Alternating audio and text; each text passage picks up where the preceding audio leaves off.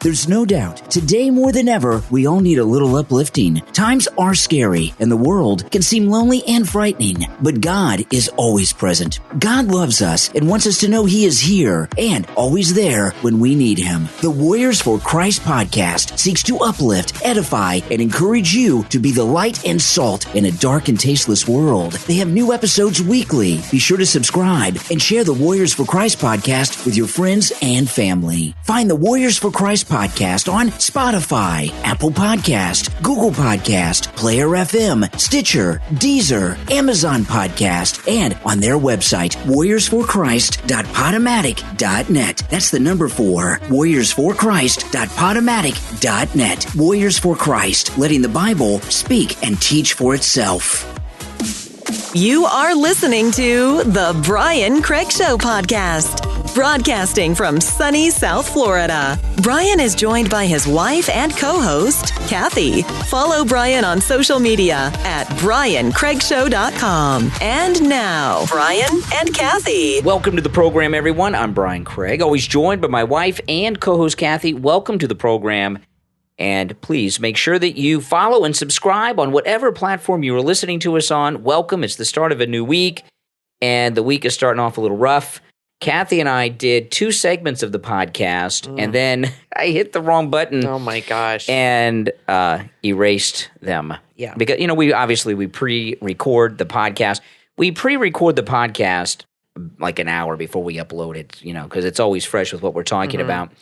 And I went to pause the podcast, and we're going to come back and do the final segment, and I erased the podcast. So we're doing the podcast over, but that's okay. We're here for you guys, okay? It's happened before. We plug through it. It's happened before, and it will happen again. All right, lots going on. See what we do for you guys. We really appreciate you in the listening audience. We really, truly do. Well, there's a lot to talk about, a lot happening. I want to talk about this new. There's a new thing going on in New York City. Crime is now legal in New York City. This new district attorney, his name is Alvin Bragg. He's the new district attorney up there in Manhattan. And he released a memo of a bunch of crimes that they are no longer going to prosecute. Let's go through these. They're no longer going to prosecute fare beating, which is not paying the taxi cab and jumping the turnstiles on the subway. Which a guy last week did and broke his neck. Why not killed himself? Well, let's just do away with the turnstiles then and let everybody just ride the subway for free. As much as they pay in taxes in New York City, the subway should be free. Don't you think? People are taxed to death in New York. Well, nothing is free when it comes to the government. Well, they're already taking your tax money, so they're kind of they're very heavily taxed there. You had said when we recorded this previously that they the first go around. It's all coming back to me now that they have a city tax. So if you're paying, they have a city income tax. A city income tax. Yes. Then you're right. The transportation like that should be But free. most of the people that ride the subway probably don't pay too much in income tax. The people that pay the income tax don't typically ride the subway probably. The subway is becoming unsafe again, and New York is becoming unsafe again. It's like it's deja vu because I'm saying exactly what I said 30 minutes ago. It's like going back to the 70s before Giuliani came in when it was, you see those old movies that are filmed in New York, and it looks like a cesspool, a place you'd never want to go ever. And, it was great in the 90s and beyond up until de Blasio. New York was fantastic. I was there with Emily when she was 9 years old. I'd never been before. I went with my parents. I absolutely fell in love with the place. And you and Emily were talking about going to New York this year, and you're like, I don't think it's even too safe dangerous. to go. It's too dangerous. We have to wait until we get some new people running the place. So he's not going to prosecute fare beating. He's not going to prosecute marijuana misdemeanors, which means this. Whatever the legal limit is that makes it a misdemeanor, you hold that, you smoke it, you sell it, you do whatever, and then after you've smoked it, you get more. You go buy more. You just stay under that. Now, this one's the worst because this one, I don't know if this is the worst, but this one's certainly dangerous for police. They're no longer, this is the new district attorney of Manhattan, Alvin Bragg. They're no longer going to prosecute resisting arrest. Yeah, that's very That's a hard one to believe. That leads to a whole slew of problems, and that actually leads to cops getting hurt and criminals possibly getting shot, which is something I would think he would try to avoid. Because all of these instances, like George Floyd, and all, I'm not saying that they're right, but the resisting of the arrest is what led to a lot of these things. And I think that they should be teaching them the opposite of how to handle it. And saying, you can resist arrest now. That's only going to lead to more of these shootings and problems. Yeah. Well, yeah. They're also not going to prosecute trespassing, which means people can come on your private property. It's no longer a crime in New York City. And will no longer prosecute prostitution, which is the exploitation of women and also men. There are male prostitutes too. And urban cowboy. Now, what they don't tell us here is they're no longer going to prosecute prostitution. But what about the Johns? Is that a crime? I would think.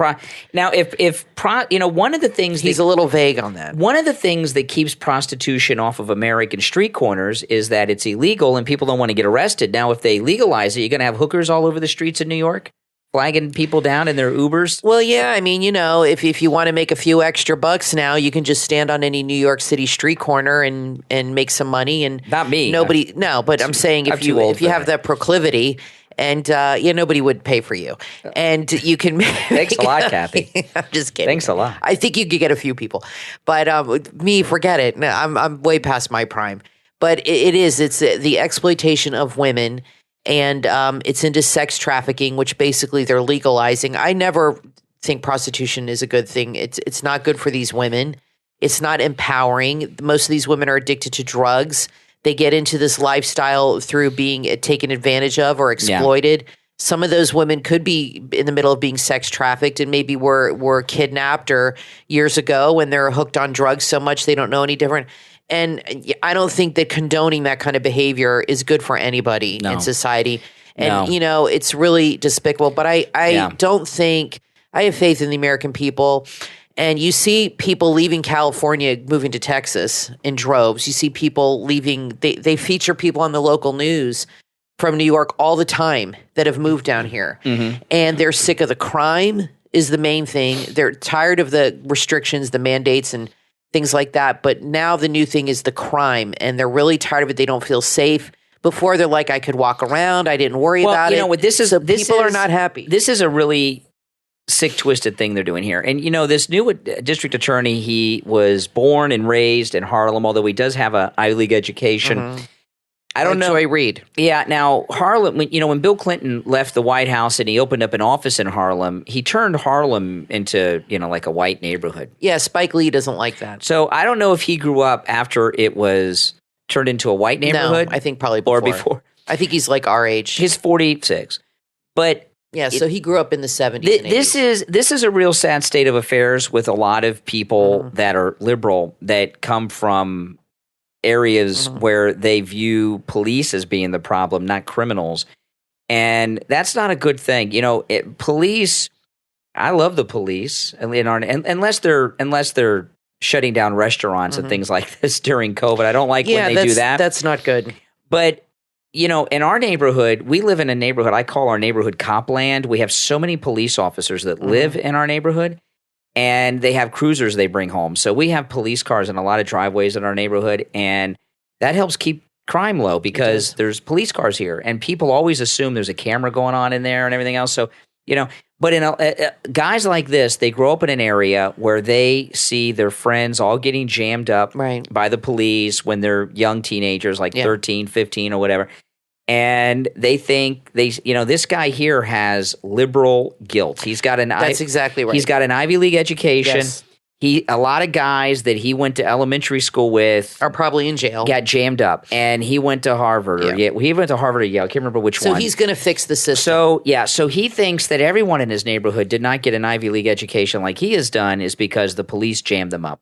Right. And they're just good boys that got jammed up. They may have been good, but good people do crime and get in trouble. And I do agree, sometimes young people are good kids and they get mixed up in the wrong crowd and do something, but that doesn't mean you start legalizing the crimes. And what will happen in Manhattan, the crime statistics will go down. And the reason they'll go down is because a lot of the most common crimes, he's just legalized by not prosecuting. They're not officially legalized. Well, but now they're no longer crimes. If he's not prosecuting them, they're not crimes. So all of a sudden, the crime stats will definitely change. Yeah, the crime stats will drop, but the crime will go say up. New York's the safest city in the world. There's no crime on the because books. there's no crime on the books. But meanwhile, people are afraid to walk down the street. That's correct. So we had mentioned before too, real quick, that Jesse Waters has been named the new host of Fox News, the 7 o'clock hour. They've had fill-in guests since they moved Martha McCallum because of Greg Kelly kicked her butt in the ratings.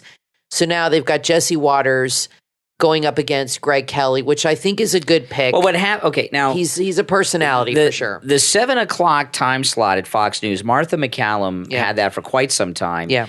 And she's a never Trumper. She may talk nice about Trump now, but she didn't in the past. I like Martha, though. I think she's a good newswoman. I like her. She's all right, but she does not like Trump. Well, yeah. And Greg Kelly on Newsmax beat her in the ratings, and Martha McCallum got demoted to the afternoons, and they've had rotating people in that 7 p.m. time slot on Fox for quite some time. And now they've given it to Jesse Waters. And I hate to say this because I think Greg Kelly's the best thing on TV, certainly on Newsmax, but on TV. And Jesse Waters has, I think, the opportunity to do some ratings there. I think so, too. And, I think he's got a huge following. Yeah. He does. He's very charismatic. He's likable. He's good on camera. He's friends with the whole Trump family. Yeah. I mean, he's a Trump guy. He's very conservative. He's been a rising star at Fox. I think from the standpoint of ratings, I think he was a good pick.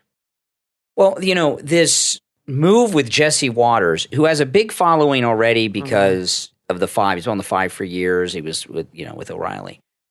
We're in this election season now. This is an election year, even though it's an off-year election. And Newsmax is the number 4 highest-rated cable news network. That means their ratings are higher than Fox Business, right? Because it's Fox, CNN, MSNBC, Newsmax. And Fox News is a little nervous about Newsmax. They see what happened. They got rid of Chris. You see they've made a lot of changes. They got rid of Chris Wallace because of Newsmax. Newsmax became very popular because of Chris Wallace. Everybody knows this.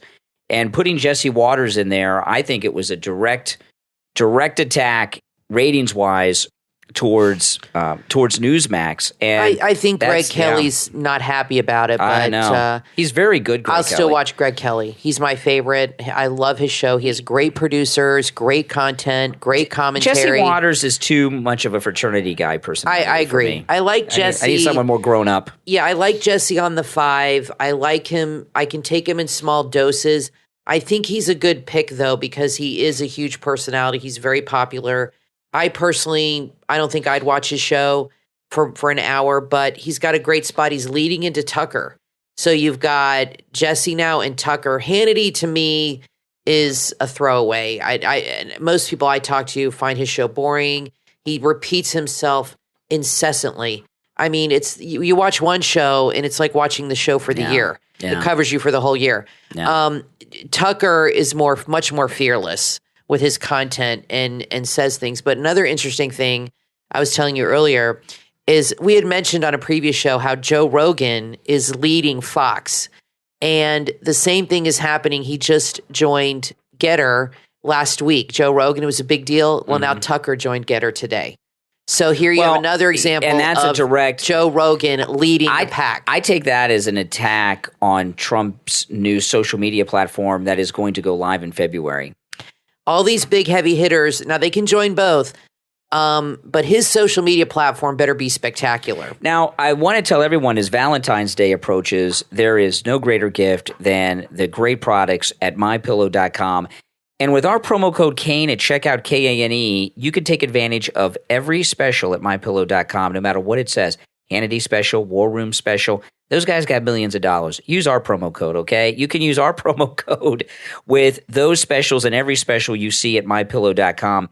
And for Valentine's Day, I'm going to recommend a couple of items for Valentine's Day. One in particular, the MyPillow bathrobe. Kathy and I have the MyPillow bathrobes. Like everything Mike Lindell makes, they're high quality, they're soft, they're beautiful, they're comfortable.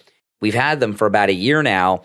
And when we wash them each and every time, they're like brand new, right out of the dryer, like the day they arrived.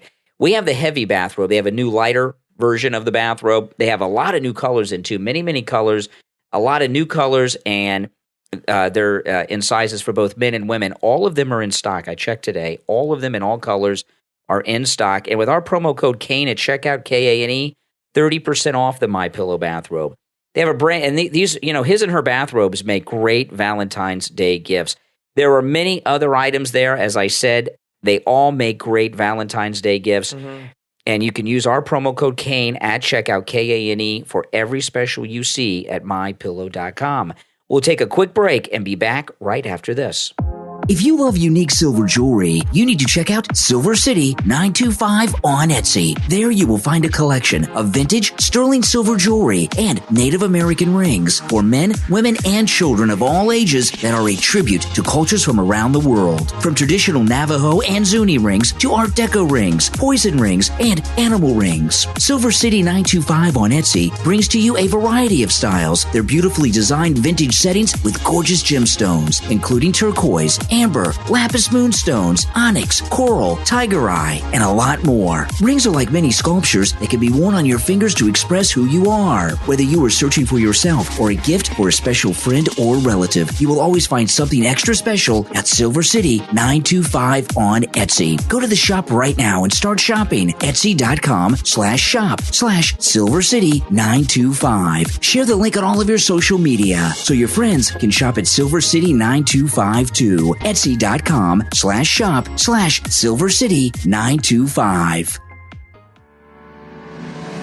Many times we hear that crises are opportunities, but to understand this, it's necessary to change the focus of how we see the context. This way, we can notice the ways that allow us to undertake what we think of as the new and what we want to manifest in our universe. The book from author Christian Franchini, Creativity in Times of Pandemic, available on Amazon, provides readers with 11 keys to develop your creative potential. Keys that you can implement in your daily life and discover a new universe of possibilities that will propel you towards the singularity of being. Since we can understand creativity as a key to a new state of consciousness that connects us with infinite alternatives, this requires reformulating the old patterns of information and beliefs to enhance the creative process in all its dimensions. This must-read book is a great gift for anyone who wants to manifest a new beginning in their life. Order your copy right now on Amazon. Creativity in Times of Pandemic from author Christian Franchini. Have you ever dreamed of being wealthy using real estate? If you answered yes, there's a podcast you will want to add to your playlist. Big Fat Real Estate Checks, hosted by Marco Kozlowski. Available on all podcast platforms. It's a podcast about investing in U.S.-based multifamily real estate. If you want to replace your JOB income with passive income for life, host Marco Kozlowski's proprietary systems and processes can help you get there. And you don't necessarily need money or credit to do it. Marco has been in real estate for over 20 years and has learned lessons, horror stories, and an entertaining and fun way of teaching you how to win the game of cash-flowing real estate without breaking the bank, without risk, and without using any of your credit. He has hundreds of successful students who used his systems and processes to replace their income and retire. Check it out today and learn from Marco. His podcast is filled with valuable information that you can actually use. You will learn how to build real, generational wealth. No get-rich schemes here. At Big Fat Real Estate Checks with host Marco Kozlowski to your playlist right now. Available wherever you listen to podcasts. You are listening to the Brian Craig Show podcast, broadcasting from sunny South Florida. Brian is joined by his wife and co-host, Kathy. Follow Brian on social media at briancraigshow.com. And now, Brian and Kathy. Welcome back, everyone. I'm Brian Craig, always joined by my wife and co-host Kathy. I just want to finish up talking about Tucker going to Getter. Now, I'm on Getter too, okay? And I got on Getter when Getter first went live, and then I used it for a while, and then I stopped using it. And I stopped using it because Parler came around, right? The other conservative alternative. And then Parler was just too difficult. Every time I open up the app, I'd have to sign up again, and sometimes I'd have to do a verification code. I didn't like it. And I stopped using it. And then I knew Trump's Truth Social was coming along. Now we know it's going to be in February. And I just stopped using anything other than, you have a Facebook group for me, but I have Twitter, You're on Facebook now. Yeah, we have a Facebook group and everything else. And by the way, there's a link in the description of all the episodes to my Linktree link that has links to all of my social media platforms.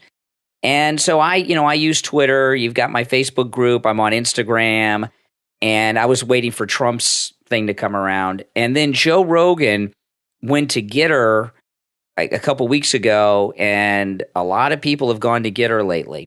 And now Tucker Carlson doing this just this week, today. Yep. They're all following him. And I really do think that this is a move towards hurting Trump's social media platform, in particular Tucker Carlson. All of a sudden, Tucker Carlson goes to get her. It was just reported on Friday, Thursday or Friday, that Trump's platform was going to go live on President's Day. Why would he want to hurt Trump? I don't think Tucker is really a Trump guy.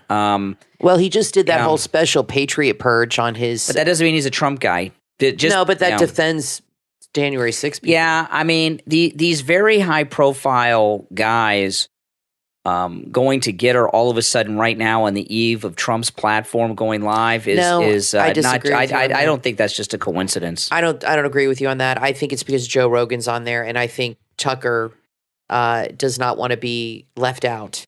Yeah. And I think Joe Rogan is leading the pack of these people. I'd said before he had a guest on his show, and Laura Ingraham then had the same guest 2 nights later. He is leading the way, and he joined Getter last week. And I think Tucker, one of his producers, said, you better get on there because now everybody's going to be on it. Yeah.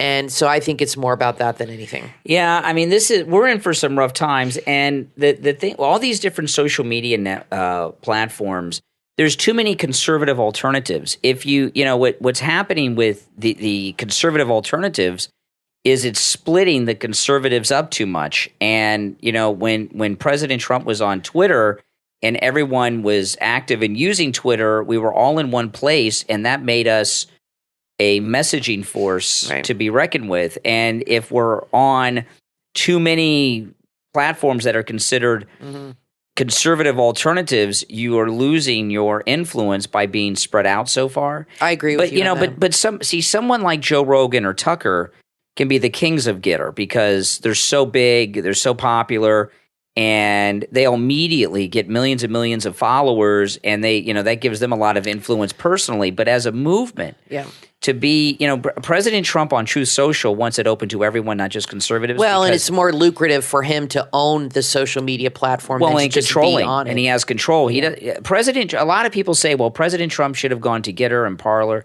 I thought that for a while, and now I get it. He doesn't want to be in a position where someone can silence him because true, and he'll make more money this way. He's got plenty of money. I mean, he never enough for rich people. He doesn't do something to lose money. No, exactly. But Getter, I don't have any problems with Getter or Parler. I've seen no problems with it. I know I see some people griping. I don't like Parler at all. It's very hard to sign in. Well, technically, it was frustrating. Difficult. You open the app, and every time you open the app, you have to re-sign in, and sometimes get a verification. Yeah, it was very frustrating. It's a nuisance. So I deleted it. I like Getter. I don't mind, and I think having more well-known people like Tucker and Joe Rogan is only going to help them. I like Trump's It's going to draw a lot of people to them. Here's we haven't seen his platform. Here's the thing, though. If Trump went to Getter, at some point, he won't now. They could take him off. They could decide, he's gone too far. There's been, there's been an incident, and we've got to take him off. So President Trump wants to have his own platform that he owns, so that no one can take him off. Well, we'll see how it goes. Because he saw how that went. We'll see how it goes. But with these two heavy hitters going to Getter, more and more people are going to follow. And that could, like you said, that could, and that could hurt Truth Social. But we have to see I'm afraid of that. The interface of Truth Social, how it is. I think it needs to be better and offer more. And people can be on multiple platforms. That's for sure. So, that's for sure. Now, I want to thank all of our Patreon supporters for their support of the program. And if you would like to support the program, becoming a Patreon supporter is a great way to do that. There's a link in the description of this and every episode. The direct link to our Patreon page is patreon.com/Real Brian Craig Show. And Patreon supporters get many different perks, including commercial-free editions of each and every episode. And our top Patreon supporters get a live, on-air thank you shout-out on every episode. I want to thank Andrew and Connie, Christine, Gary, ETW, Chuck, D, Pamela, Jaclyn, Rich, Rick, and Nick. These are our top Patreon supporters. Thank you so much for your support. There's also a direct link to our Patreon page on my website, briancraigshow.com. Now, you were telling me, Kathy, there's some new snowflake thing here with trigger words and literature. Well, yeah, this involves a book I'm actually reading. It says, read Jane Eyre if you dare is the headline. And I'm actually reading that book right now. University students are given trigger warnings for classic literature as Charlotte Bronte's Jane Eyre, which is very good, and Charles Dickens, another one I'm reading right now. At Dickens? Great Expectations are marked as distressing.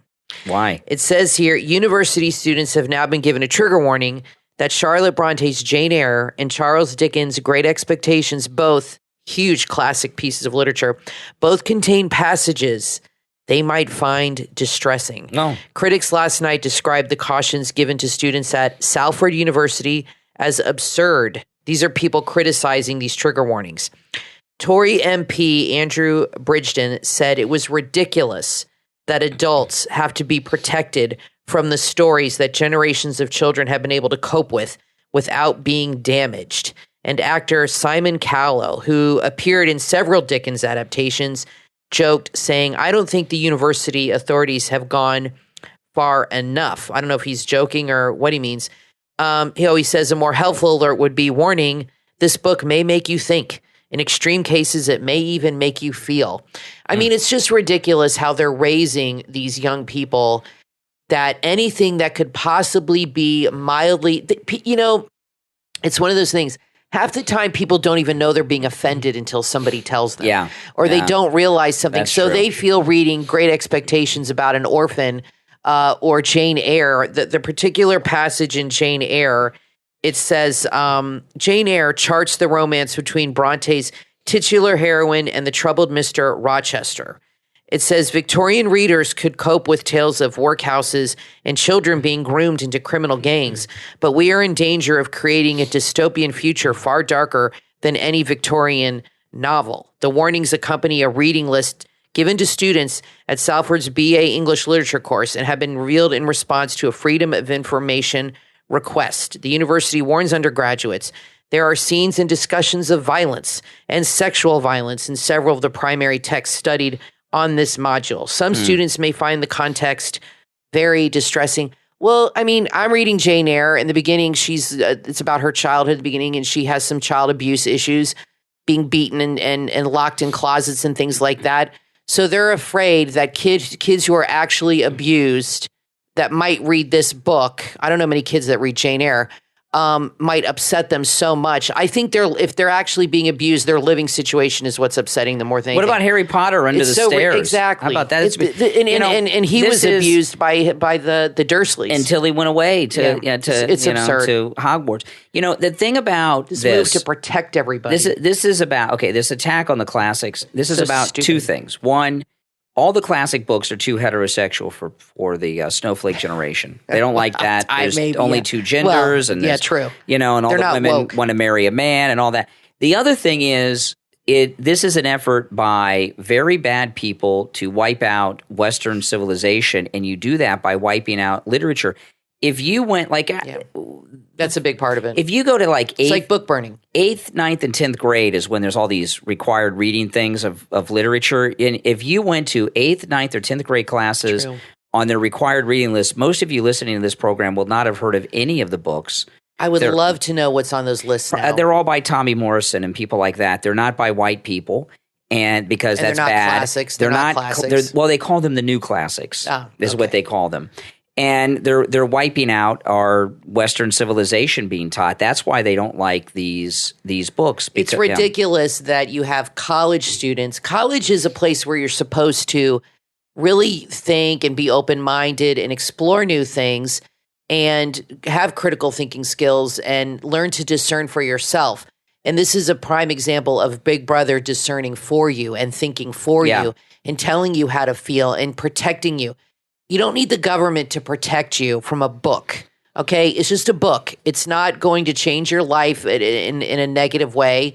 You might read it, and maybe some people that have experienced something similar might, wow, this I went through the exact same thing. It's not going to just destroy their life. Throughout history, it's just a book. The leftists are always the book burners. This is another form of book burning. It is. It's a soft book burn. They like to portray it's the right that are the book burners. The right may object to having pornography in a classroom. That's not book burning. It's just they don't think pornography should be in a classroom. The left are into disappearing and canceling books that they don't want kids to read. They're the book burners. They always have been the book burners. Well, they're in this head where they feel they have to protect people from being offended or possibly offended. But like I said, a lot of people don't even know they're being offended till somebody says, you should be offended by this. This is offensive. You're reading about orphans and children getting beat. Look, life for kids was not fun in the Victorian period. No. Okay, Charles Dickens' books, and I'm reading one of his books now. It's full of orphans and children that are extremely poor, malnourished, living in poverty, working in workhouses, and all these horrible things. That was life back then. That's why I love his books, because he really gives you a depiction of what life was like. Same with Jane Eyre, Jane Austen, all these writers, Mark Twain. I mean, his books have the N-word. That's the way it was back then. Yeah. You shouldn't find it offensive. How come a book like Mark Twain is offensive, but rap music's okay? It's ridiculous. We're in big trouble in this country. We're going to take a break, and I'm going to share with you what is about to happen, which is very, very dangerous news for this country. We're in big trouble, people. Don't go anywhere. I'm Brian Craig, always joined by my wife and co-host Kathy. We'll be back right after this. We all know life can be hard, and it's good to look at life with a different point of view and have a few good laughs at the same time. And that's exactly what will happen when you listen to the podcast Sleepless in Cialis, available on Spotify and Apple Podcasts. It's two pals sharing humorous perspectives on everyday life about men in their 50s. They share hard-earned wisdom on issues that have little or no importance. They say with age comes wisdom. Well, it definitely comes with a sense of humor. Hosts Craig and Warren discuss food, marriage, pop culture, and a lot more. You will truly enjoy to hear their take on everything. Sleepless in Cialis with your host, Craig and Warren, on Apple Podcast and Spotify. Start listening right now.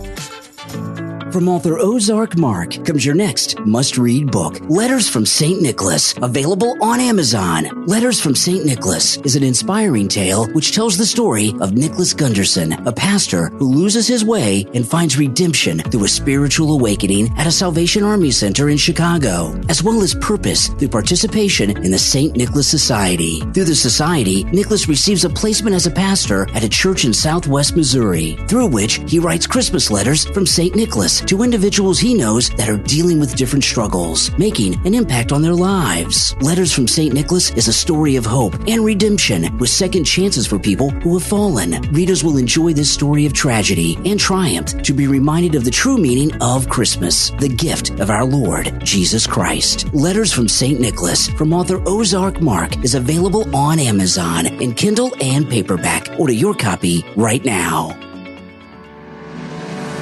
If you've been thinking about starting an e-commerce business, there's a book you need to add to your must-read list. From author Peter Prue, E-Commerce Empire, available on Amazon. This best-selling book gives online entrepreneurs everything they need to know to start and grow a profitable e-commerce business. E-Commerce Empire is a valuable resource for anyone who is just starting out in the world of online selling, as well as veteran online business owners. Author Peter Prue offers valuable step-by-step advice for managing and growing an online business in the competitive e-commerce marketplace. This important book dives into the most important skills and strategies that online business owners need to understand to be successful, including developing sales funnels, creating monthly subscription services, mastering the art of drop shipping, conquering social media marketing, strategically using paid advertising, and much, much more. Order your copy today on Amazon, available in Kindle and paperback. E-Commerce Empire from author Peter Prue. When it comes to picking your own stocks, do you have a strategy that helps you answer the tough questions? Questions like what stocks to buy, how many shares to buy, how to manage risk, or when to sell. TrendingStocks.io is on a mission to help individual investors grow profits, preserve capital, and manage risk. This is the only investment information platform that is fully automated the trend-following strategy for the DIY investor. There's no complex charting, just easy-to-read reports that answer those tough questions. The strategy strategy at trendingstocks.io is simple. Ride your winners and cut your losses. They identify and analyze every trending stock on the U.S. stock exchanges at the end of every business day. The robust platform at trendingstocks.io provides the information you need to find stocks on the move. They even provide a stock trade calculator that helps investors stay within their risk tolerance when considering what stocks to buy. And you can see every trending stock in every sector at every price point. When you visit trendingstocks.io, make sure to check out the 4-week free trial. And remember, always ride your winners and cut your losses. trendingstocks.io. You are listening to the Brian Craig Show podcast. Broadcasting from sunny South Florida, Brian is joined by his wife and co-host, Kathy. Follow Brian on social media at briancraigshow.com. And now, Brian and Kathy. Welcome back, everyone. I'm Brian Craig, always joined by my wife and co-host, Kathy. Thanks for tuning in, and please make sure you follow and subscribe on whatever platform you are listening to us on. If you're listening on YouTube, make sure you like the video on YouTube, all right? That helps a lot. And welcome back. Okay, so much going on. Now, before we get into this very bad situation, I just want to mention a little bit about Bob Saget. Bob Saget, who died here in Florida, in Orlando. They say no foul play, no drugs, nothing, and he died in his sleep, which is the way everybody wants to go. But 65 is a little young.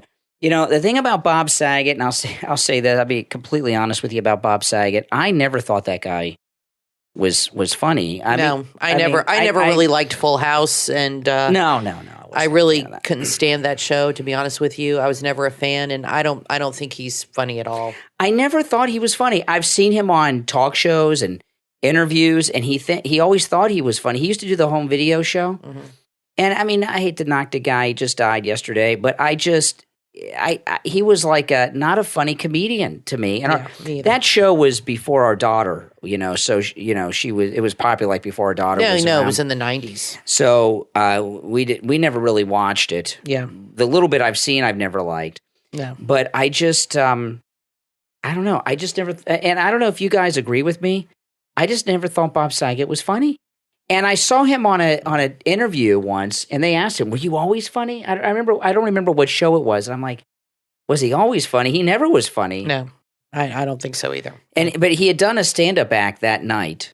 Well, we'll see. They'll eventually do an autopsy, I'm sure, maybe, and find out, because they just found him in his bed. Now, maybe he wasn't feeling well, and he just laid down and went to sleep. But he tweeted or did an Instagram the day before. He was feeling good, looking good, excited about his new tour and all this. He was staying at the Waldorf Astoria, which is a very nice hotel. And the cleaning people came in and found him passed away sleeping in his bed. So, oh my goodness, that's the way to go if you're going to go. But I'm sure sometimes people have medical problems, like a heart condition, like John Ritter, that was totally nobody had known when he died. He went to the hospital. He was having problems, and he had a heart condition that nobody had known about, that he'd had his whole life. So things like that, I'm sure they'll get to the bottom of it. Yeah, I mean, I feel bad for the guy, and it's getting a lot of play, because I was talking about this on the radio this morning. The people that work in the newsrooms that decide what stories go on, they grew up during the Full House era. Yeah. So a lot of the lady anchors and the younger anchors, they grew up on Full House. So this is like a big thing to them. He's like a big star to them. But anyway, he's gone. He seemed like a decent guy, I guess. I don't know too much about him other than he wasn't funny. But, I remember, 65. I remember when 65 I thought was so old. And now as you grow older, 65 doesn't seem that old. The scariest thing for me happened last year. I'm a huge Golden Girls fan, and I hadn't watched the Golden Girls in a while. And I put on the Golden Girls, and I looked at Blanche, and I was like, wow, she is not old. And she was my age, 51, 52, when she started that show. And I remember watching that in college, and those ladies seemed so old to me. Yeah. And I watch it now, and I'm like, they're not that old. Especially Blanche, because she's my age when she started. Oh, my God. I remember when I was younger, and someone who was like 65 died, or 65 or 70. Now you're like, that's way too young. And I would think sometimes, they've lived long enough. when you're like a kid. Well, that's like they lived a long AOC. time. That's how AOC and them are. Yeah. When you're young, you tend to think that way because people that are in their 60s and 70s, that seems so far away. But when you get like, I think past 50 and you hit that hump, you viewed life very differently. Yeah, very exactly. differently. Exactly. When you get closer to those numbers. No one ever wants to go, and you're never ready, and that's just the way it is. What's the best? I'm curious to know your opinion, guys. What is better? We're all going to go sometime. Would you prefer to go in your sleep like Bob Saget and just sleep and that's it and you don't wake up? And no goodbyes or anything. Or would you prefer to know like you have cancer, not that you want to have cancer, but would you prefer to know that you have a certain time limit where you can take care of business and get your ducks in a row and say everything you need to say? Or is it better just to go and not know and be a total shock? What do you think? What would you prefer? Well, the thing is, people live longer than ever, and sometimes people think people live too long because there's technology to keep people alive when they would die years ago. Yep. So the last medications. So when you get to those last years of life, oftentimes it's like torturous because you're at the doctor all the time. You got this condition, you got that condition. But what's the best scenario? So would you rather have like 5 years of medical treatment and suffering and die at 90 or 85 or die in your sleep at 65 without ever having to worry? I think I want to live every second I can live.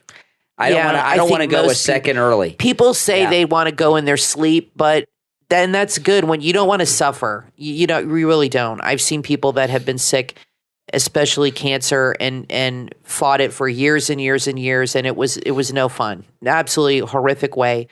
So I don't know if I could handle that. But going in your sleep is the most peaceful, and you don't suffer if you're, like him. He just went, had no clue, no problems, perfectly healthy. But not at 65. But if you went that way, like no, at but his 95, family said he had no. But as I'm saying, it'd be different. But he didn't know, so he didn't. But is that? I don't know. I think I'd prefer it that way. I'd like to say goodbye to everybody, but the way I am, I'm so anxious about things. If I had like a medical condition where I was like had a time clock where they're like, okay, you have 6 months to live. I don't know if I could handle that. Yeah. Some people handle it with grace outwardly. Yeah. But I don't know if I could handle that and watch your body deteriorate and have your family watch your body. I think I'd rather go in my sleep 100 years old. Yeah. Not 65. That's how everybody wants to go. Exactly. That's like Betty White. But you don't want to do the Betty White way. But you don't want to go at 65. That's too young. So I feel bad for Bob Saget. He just got married too. I think his wife was like 42, and I think he just recently got remarried. Was she with him or was he alone? I think he was alone because he was alone because he's starting this new comedy tour. Oh, okay. And it was in Orlando, not far from here. Everything happens in Florida. I always say that. It seems that way. Yeah, a lot happens here. But may he rest in peace. Now, I want to tell you guys what I was talking about before the break. That we're in a lot of trouble. That there's a terrible thing happening, and it's also in New York City. New York City, this new mayor they have, Eric Adams, who they told that he's a moderate Republican and he's only running as a Democrat because you have to in New York. We find out he's extremely liberal. By everything that he's been doing. And he is going to agree, he's already met with them, to allow non-citizens to vote in New York City municipal elections. That's crazy. And there's 800,000 non-citizens. And this is how Democrats operate, right? Yeah. They view them all as Democrats, which they're probably right, and they got a way to lock themselves in to never have any worries. And most people will say, well, you know what? It's New York City. They're going to go Democrat anyway. Who cares? Everything in this country under the law is really done through legal precedent. Mm-hmm. And there have been small races involving school boards and things in liberal places of the country where they've allowed non-citizens and undocumented people to vote. Even though they're undocumented, they got a voter registration card. Everything's done by legal precedent. And when you have a major city with millions of people in it, like New York City, allowing non-citizens to vote, and there's almost 1 million of them, that's going to start happening in another city. It's going to have a ripple effect. Then another city, and then all of a sudden an entire state. And this is their end game. This is why they're allowing all these illegals in. People have been saying this for years, so they have a huge voting block. That's right. And it is very dangerous because, we have restrictions on who's allowed to vote. You got to be a U.S. citizen and 18 years of age. There's some other things too. If you have certain felony convictions, that weighs in on it.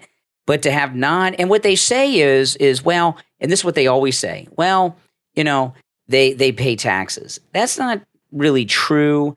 They pay sales tax and things like that, but they're not paying income tax because most of them, certainly if they're illegal, if they're undocumented, are not earning enough money to pay federal income tax. And even if they are, a lot of them are illegals, so they're not going to file an income tax return because they're undocumented. They get them jammed up. The mayor's excuse for going along with this is that they've lived in the city during COVID and they rode out the storm and they deserve it.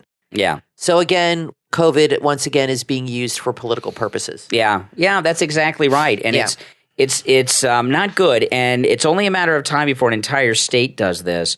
New York will be the first. Yeah, they could very well do it because all Democrats care about is power, and everything they do is to maintain their power, and they see this as a path to it. And what's going on in New York City is a well thought out plan, and they're going to start it there first on a major scale, and then it will spread. Now, one last thing I want to mention: Kevin McCarthy. This guy, Kevin McCarthy, is a snake, and he's planning on being Speaker of the House when the Republicans retake the House this year. And a lot of MAGA people like myself don't trust this guy. I call him the Judas of Mar-a-Lago. I don't think he likes Trump. I think he goes along with Trump when he has to because he'd be in trouble because the MAGA block of people, we wouldn't put up with that. And he showed his true colors when he agreed with Nancy Pelosi to take Marjorie Taylor Greene off some of her committees, which was outrageous. So now that we're in an election year, the Judas of Mar-a-Lago, Kevin McCarthy, is going to run around and act like he's an uber conservative guy. I think he's no different than Paul Ryan. And he said in an interview today that when he becomes Speaker, he's going to remove Adam Schiff, Ilhan Omar, and Eric Swalwell from committees, in particular committees with security clearance, intelligence committees, and things like this. I don't believe him. I don't see. Obviously, Ilhan Omar, Eric Swalwell, and Adam Schiff we don't like. They're villains, especially if you're a MAGA person, they're all villains, especially Adam Schiff because he's such a psychotic guy who would just lie to your face and he does no emotion. He tampers with evidence. Yeah. So, it's a popular thing in conservative circles to badmouth these people, but I do not see Kevin McCarthy removing Ilhan Omar from a committee. She's a black woman and Muslim, and there would be a fight, and the media would be calling him an Islamophobe, et cetera, et cetera. And I don't see Kevin McCarthy standing up to that. We'll see what happens. I don't see him doing it. And so you think he's just blowing smoke? He's doing what Republicans that are not conservative often do. Well, in politics, when you're in a primary phase, and this is true of Republicans and Democrats. In primaries, Democrats sound more liberal and more radical. And then when the general election comes around, they're more moderate. Conservatives in a primary type era, time, in primary elections, they are very, very super conservative. It was Adam and Eve, not Adam and Steve, all that stuff. And then in the general election, they get moderate. And because Kevin McCarthy knows a lot of Trump supporters like myself do not trust him, he's going to start sounding like he's very, very conservative and all kinds of things. And I don't trust him to do it. The reason President Trump didn't finish his entire agenda is because the first 2 years when the Republicans controlled both houses of Congress, Paul Ryan didn't allow it.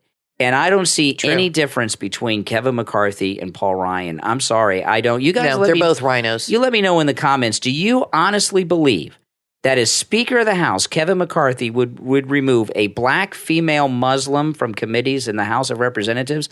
I don't think he'll do. Now, I'm not saying she should be on those committees. I don't like Ilhan Omar. I'm telling you, Kevin McCarthy doesn't have the guts to stand up and do. There would be immense pressure publicly. He would cave. He would cave big. Adam Schiff is different.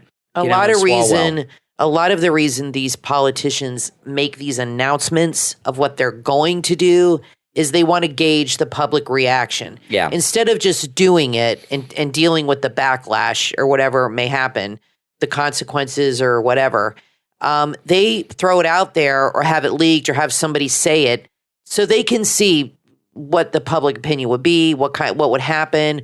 Or maybe he's planning on doing it and he's trying to desensitize people to this idea. Mm-hmm. Let's get it out there, and then we'll do another story in 3 months. They have a lot of influence over the press, and what's, he's probably in with Bill Kristol and all these guys. All these That's people exactly in the media, right. They have their buddies, they have their friends, and they use the media to their advantage. They all do it. So, he could be doing that. Like, let's get it out there, and then we'll mention it again in a little bit. Let's see how the public feels about it. I don't think he's worried about upsetting Democrats. He's more concerned with his voters and the GOP in general. Yeah, no, I agree with that. Let us know what you think in the comments. Do you think Kevin McCarthy is a snake? Yes. Is a snake? Does he hate Trump? And do you put a little snake emoji? And do you see him removing Ilhan Omar from any committees? Let us know in the comments. And of course, make sure you go to mypillow.com. Use our promo code Kane at checkout, Kane, and buy anything there. It supports this program. It supports our podcast, our YouTube channel. It supports the Steve Kane radio show. And we want to thank everybody because we always have people message us and tell us what they've bought. And you guys are very good about that and supporting the show, and Mike Lindell, and we truly, truly appreciate it. Steve appreciates it. Mm-hmm. It's a great way to support the show. Yeah. And Mike Lindell. Well, we're out of time. We'll talk to you next time. I'm Brian Craig, always joined by my wife and co-host Kathy. Talk to you next time. Many times we hear that crises are opportunities, but to understand this, it's necessary to change the focus of how we see the context. This way, we can notice the ways that allow us to undertake what we think of as the new and what we want to manifest in our universe. The book from author Christian Franchini, Creativity in Times of Pandemic, available on Amazon, provides readers with 11 keys to develop your creative potential. Keys that you can implement in your daily life and discover a new universe of possibilities that will propel you towards the singularity of being. Since we can understand creativity as a key to a new state of consciousness that connects us with infinite alternatives, this requires reformulating the old patterns of information and beliefs to enhance the creative process in all its dimensions. This must-read book is a great gift for anyone who wants to manifest a new beginning in their life. Order your copy right now on Amazon. Creativity in Times of Pandemic from author Christian Franchini.